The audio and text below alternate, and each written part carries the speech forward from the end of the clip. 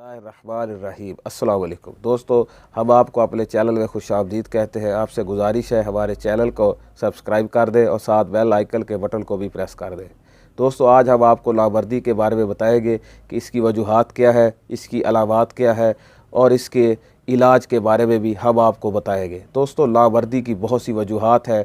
जब हम अपने उज़्व ख़ास को बली को बहुत ज़्यादा कसरत से निकालते हैं तो उसकी वजह से लावर्दी पैदा हो जाती है और इसके बली को निकलने की वजह से ढीले पल का शिकार हो जाता है और जड़ें कमज़ोर हो जाती है। दोस्तों, इसकी वजूहात बहुत सारी है कि जब हम कसरत से जुमा करते हैं, ज़हनी कमज़ोरी की वजह से भी लावर्दी हो सकती है। इसके अलावा जब हम छोटे पल की वजह से हम अपने हाथ से अपनी लज्जत पूरी करते हैं, इसकी वजह से भी लावर्दी पैदा हो जाती है।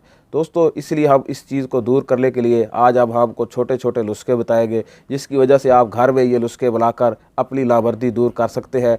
ऐसा ऐसा आप अपनी जवानी की तरफ लौट सकते हैं। दोस्तों, ये गलत कार्यों की वजह से इंसान अपने हाथ से जब अपनी लज्जत पूरी करता है, इसकी वजह से बहुत सारी बीमारियां आती है, ज़हनी सुकून बर्बाद होता है। हम अपनी बीवी के साथ भी जुमा अच्छे तरीके से नहीं कर पाते, दिमाग में कमज़ोरी, कमर का दर्द आना और टांगों में दर्द आना और इसके अलावा और भी बहुत सारी कमज़ोरियाँ पैदा हो जाती हैं।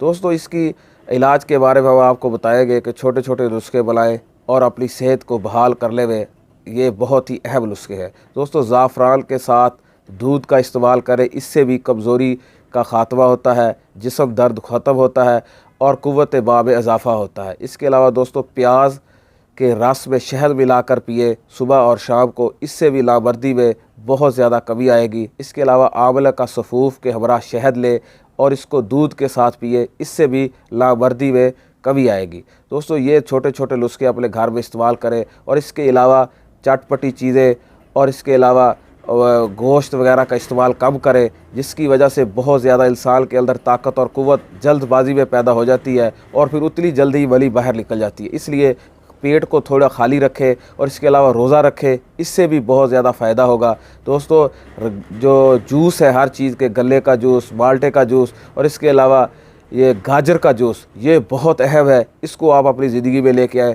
और जो सबसे अहम चीज़ आपको बताने जा रहा हूँ कि सुबह की वॉक करें। वॉक के साथ आपके जिस्म के अंदर स्टेमिना बढ़ेगा और जब स्टेमिना बढ़ेगा, इसके आपकी क़ुव्वत बा में इजाफ़ा होगा।